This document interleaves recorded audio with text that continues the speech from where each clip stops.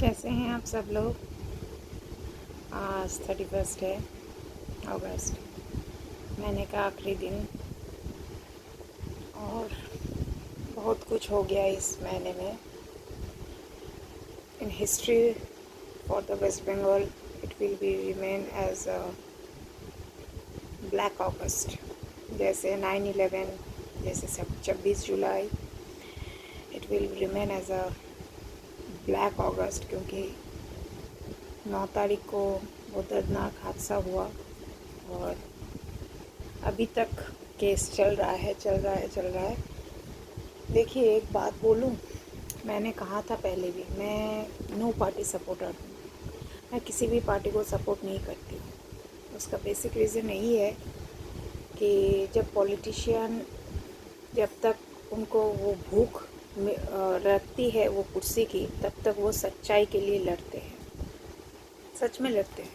वो ममता बनर्जी हो या मोदी हो या गोदी हो, कोई भी हो, उस गोदी के लिए सभी लड़ते हैं। लेकिन जब वो गोदी हासिल हो जाती है ना, सब अपना उल्लू सीधा कर देते हैं, सब अपना रंग दिखाते हैं। मैंने पहले भी कहा था कि नेताओं लोग इतना जल्दी रंग बदलते हैं, जैसे गिरगिट को भी टाइम लगता है, वक्त लगता है उतना बदलने के लिए। इट्स जस्ट कि मैं इतना ही अपील करना चाहती हूँ कि स्मृत डॉक्टर को जस्टिस मिले। और being a female, being a woman, we want a safe life on road. मैं तो खुद अपने घर में ही सेफ नहीं हूँ। ये जो टीएमसी का जो चल रहा है गुंडागर्दी, पहले सीपीएम का गुंडागर्दी, तो मेरा तो ज़िंदगी में कभी कुछ बदलाव आया ही नहीं। मुझे पहले भी 12 साल की एक बच्ची को भी हवस की नज़र से देखते थे, उससे पहले मेरी माँ को हवस की नज़र से। जो लोग मेरी माँ को हवस की नज़र से देखते थे, जब मेरी माँ 34-35 साल की थी, जब मेरा ये मकान बन रहा था, वही लोग, मैं जब बड़ी हो गई, 15-16 साल की हो गई, मतलब टीनेज एज में जब मैंने स्टेप इन किया, वो लोग, वही लोग मतलब हवस की नज़र से देखते। तो इन लोग का कुछ भी नहीं बदलेगा। मैं अनुरोध करना चाहती हूँ, लेकिन वो कोई फ़ायदा नहीं, कि आगे जाके जो भी पार्टी आए, कृपा करके ये जो फेस है ना, ये जो सीपीएम रिलेटेड जो फेस है, जो सीपीएम है वही टीएमसी है, वही कल जाके बीजेपी होंगे। क्योंकि ऐसा माहौल हुआ था बीच में। ये क्रिकेट की तरह है, मैच की तरह है। आखिरी समय तक कुछ क्या कब क्या होगा कोई जान नहीं सकता, कोई समझ भी नहीं सकता क्या हो सकेगा।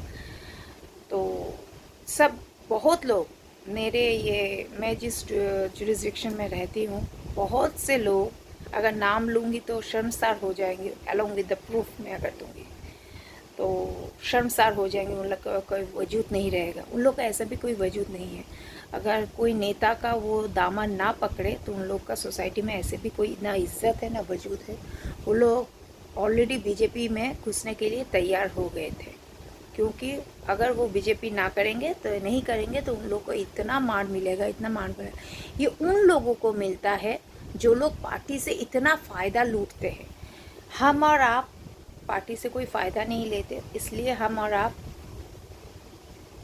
कोई न्याय या अन्याय के अगेंस्ट हम कर सकते हैं। हम न्याय के लिए भी लड़ सकते हैं, हम अन्याय के अगेंस्ट भी हम अपना बोलबाला जारी रख सकते हैं। लेकिन ये लोग जो स्पाइनलेस है, कभी सीपीएम पार्टी है तो उन लोगों से बहुत ज़्यादा पार्टी से फ़ायदा ले लो, कभी टीएमसी है तो उससे इतना पैसा कमा लो कि दोनों हाथों से लूटो, औरतों के साथ मस्तियाँ करो, सेक्स करो, ये सब जितना कुछ घटियापंती हो रही है। और जो लोग ये घटियापंती कर रहे हैं उन लोगों को मैं एक बता दूँ, इन लोग में औरतें ज़्यादा जिम्मेदार होती, क्योंकि और लोग, औरतों को इतना भूख है पैसों का और पार्टी का। ये लोग सोचते हैं कि हम इस छपड़ू के साथ सो जाएंगे तो हमको बहुत बड़ा ओहदा मिल जाएगा। वैसा कुछ भी नहीं होता है। वो ऐसे ही सोते एक बाजारू औरत हो जाती है। उसके बाद उसका पति के नज़र में भी नहीं इज्जत होता है, वो पति दलाल होता है। That bloody husband is already the pimp of is own wife. वो दलाल हो जाते हैं। लेकिन जब देखते हैं कि बीवी से कोई फ़ायदा नहीं आ रहा है तो वो लोग बीवी को भी छोड़ देते हो। तो इन औरतों का आखिर में क्या होता है, इज्जत तो है नहीं, पैसा भी नहीं है, समाज में मुंह दिखाने के काबिल भी नहीं रहते, ना धोबी का कुत्ता, ना घर का, ना घाट का, ऐसे वाहियात होते हैं। तो I really hope for the best. मैं कोई पॉलिटिकल पार्टी होकर नहीं कहूँगी, क्योंकि सब एक ही है, थाली के चट्टे पिट्टे। मैं किसी को सपोर्ट नहीं करूँगी। मेरे फैमिली स्ट्रिक्टली कांग्रेस सपोर्टर थे। मेरे पापा के फैमिली की बात कर रही हूँ मैं, स्ट्रिक्टली कांग्रेस सपोर्टर थे। पापा के अलावा, क्योंकि पापा is a no party supporter, इसलिए मेरे घर में कभी भी पार्टी पॉलिटिक्स को लेके कभी भी कोई बात नहीं होती थी। पापा का एक ही कहना है, you are born in a country named India, and your father has served for the Indian as being a soldier in different aspects and in different jurisdictions and in different department also, army, paramilitary, सब मिला जुला के, दो इक्का दुक्का छोड़ के, क्योंकि पापा साइंस ग्रेजुएट नहीं थे, तो साइंस ग्रेजुएट होने से ही आईटीबीपी में जगह मिलता है। तो आईटीबीपी, बीएसएफ पापा बिल्कुल पसंद नहीं करते थे, क्योंकि बीएसएफ के लोग बहुत हवस के पुजारी होते हैं, and that is the burning truth. Because मेरे घर के बगल में एक बीएसएफ का कैंप है, कुछ लोगों से मेरा उठना बैठना है, और जब मैं पापा के बारे में करती थी तो मुझे इज्जत देते हैं, just because of my father. Otherwise they himself said that we are very lusty compared to other paramilitaries. We are very lusty, and the most obedient and most what to say, the most obedient and most in the very BPL category food they get is the CRPF. ये आज की बात नहीं है, मेरे पापा जब CRPF में थे तब इतना, मतलब इतना घटिया खाना दिया जाता था, तो पापा ने CRPF छोड़ दिया। RPF में चोरी, इसलिए पापा ने RPF छोड़ दी। आर्मी पापा की जर्नी थी, पापा लॉयर थे, क्रिमिनल लॉयर। उसके बाद पापा डिफेंस ऑडिट, फर्स्ट जॉब ऐसे डिफेंस ऑडिट बॉम्बे के। पापा को बॉम्बे राज नहीं आई, बोले बहुत ही एलिस कैटेगरी के है, कहाँ हमारा दिल्ली का शान और कहाँ बॉम्बे, बहुत ही एलिस कैटेगरी कंपेयर टू बॉम्बे। हम बाद में तेरी माँ के साथ शादी होने के बाद पता चला कि it's better to have Calcutta as your home town, if not Delhi than Calcutta as your home town, but Bombay no for me. सब जगह से अप्रोचमेंट डिफरेंट। मैंने बॉम्बे नहीं देखा इसलिए लेकिन मैंने बहुत कलकत्ता के लोगों से मैंने सुना है, it's very less category Bombay. बोले other than the glamour world, बोले वो चकाचौंध छोड़ दो, कॉमन अगर पीपल के बारे में सोचो, उससे काफ़ी एक कैटेगरी के है लोग हैं, वो है हमारे कैलकाटा के लोग। Because Bengalis are much more educated compare to Marathis. I don't know what is true, is जो जिन्होंने वहाँ जो लोग वह रहे हैं उन लोगों से मैंने सुना है। मैं बॉम्बे कभी गई नहीं तो मुझे मालूम नहीं। दिल्ली बहुत बार गई हूँ, मेरे बहुत सारे रिलेटिव्स दिल्ली में गए। In fact we use to say that it's our headquarter and I belong from Madhya Pradesh, so I love to say that I am an Indian. लेकिन मैं कोई नेता को सपोर्ट नहीं करूँगी, मेरे घर में कभी पॉलिटिक्स की बात ही नहीं होती है। लेकिन जब से ये कलकत्ता में पापा ने घर बनाया तब से ये पॉलिटिक्स क्या चीज़ है, इस हर चीज़ में पॉलिटिक्स। अगर पति भूल कर भी पत्नी को एक झापड़ मार दे तो उसमें भी पॉलिटिक्स। अगर पत्नी एक टाइम का खाना नहीं बनाया तो पति जाके मोहल्ले के गुंडे को बोल देते, भाई मेरी पत्नी ने खाना नहीं बनाया, तुम महिला समिति को लेके मेरी पत्नी को मारो। उसमें भी पॉलिटिक्स। पता नहीं इतना पॉलिटिक्स कैसे आता है।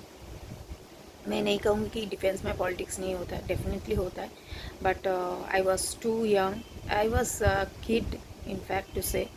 सो मुझे हर बुरी चीज़ों से मुझे दूर रखा जाता था, और घर का माहौल ऐसे है कि घर में ऐसी कुछ बातें होती ही नहीं थी। और पॉलिटिक्स की तो बातें बिल्कुल नहीं है, क्योंकि we are not about to give vote, to cast our vote. In fact not only the father, the parents, मतलब मेरे मम्मी, अगर मेरे भाई ज़िंदा रहते, मेरे बड़े भैया जो ज़िंदा रहते, वो जो नहीं है दुनिया में, ज़िंदा रहते तो वो भी कास्ट नहीं कर सकते।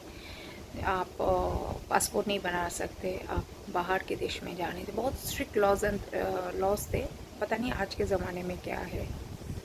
तो इतना ही मैं कहूँगी कि ये अगस्त एक हिस्ट्री में ब्लैक मंथ ब्लैक डे होता है, I would say that a black month, अगस्त 2024 एक ब्लैक मंथ की तरह याद किया जाएगा।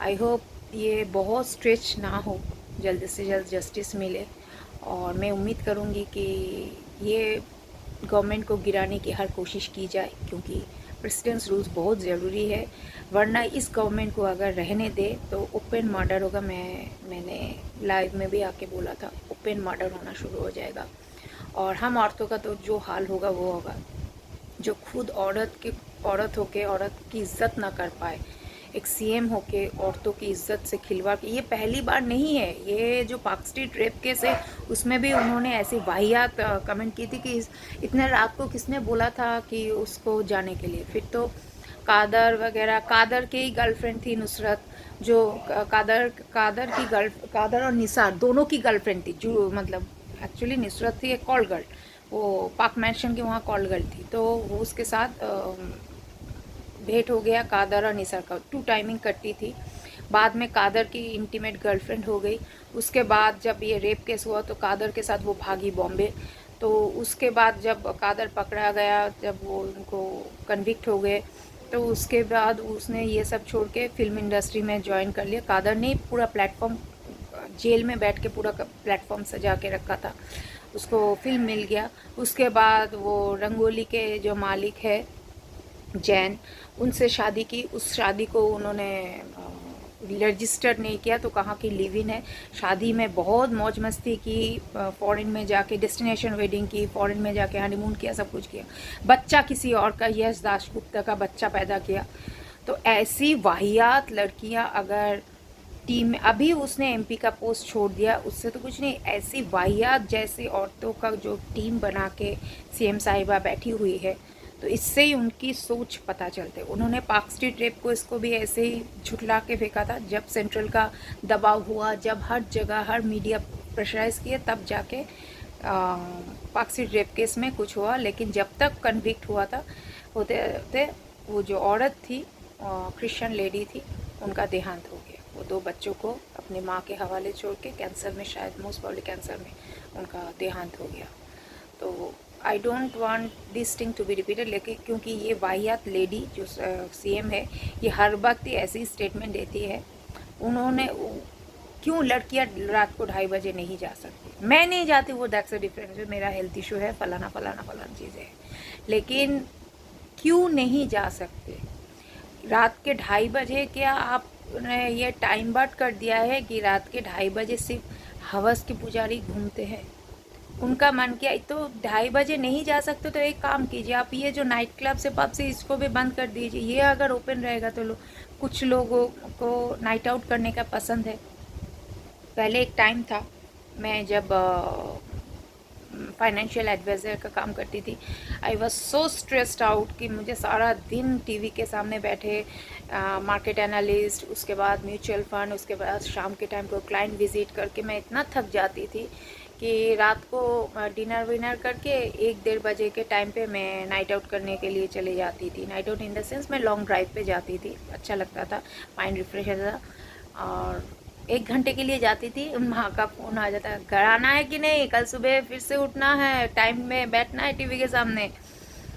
तो यही था। तो मुझे तो कोई दिक्कत नहीं थी, लेकिन ये सेफ्टी सिक्योरिटी क्यों नहीं मिलेगा, यहाँ पुलिस पेट्रोलिंग क्यों नहीं मिलेगा? और ये तो सबसे दुर्घटना, इतनी बड़ी दुर्घटना है कि एक वर्क प्लेस में एक डॉक्टर एक वर्क प्लेस में काम करते करते थक गई, उसको प्रेशराइज किया जा रहा है काम करने का, थक गई है, उस पर इतना फ्रस्ट्रेटेड होके मर्डर, रेप, गैंग रेप, ये मतलब कोई जजमेंट ही नहीं होता इस चीज़ के लिए, कोई जजमेंट। और एक वो स्केपगोट के बना के रख दिया। जब सीमेंस है 150 ml का, तो एक को क्या होगा? और मैंने इस बीच एक सुना है एक लॉयर का कि मैं यूँ चुटकियों में उस लड़की को मैं झूठी साबित कर दूंगा।